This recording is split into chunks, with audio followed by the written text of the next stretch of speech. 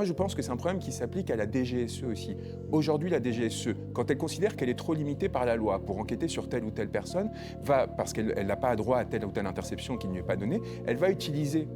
ses relations avec les services secrets, notamment des États-Unis, pour avoir accès à leurs propres interceptions, pour notamment pouvoir espionner des Français, ce qui n'est pas autorisé théoriquement. Et ce contournement de la règle de droit fait qu'il est très difficile aujourd'hui, en tant que citoyen, d'être protégé face aux excès et aux abus potentiels de la part de ces agences. Et donc on a en fait une architecture juridique qui n'est plus du tout en phase avec les pratiques existantes et qui font que les règles de droit aujourd'hui, on ne peut pas savoir si elles sont applicables ou non. Et ça pose une question plus large, mais bon,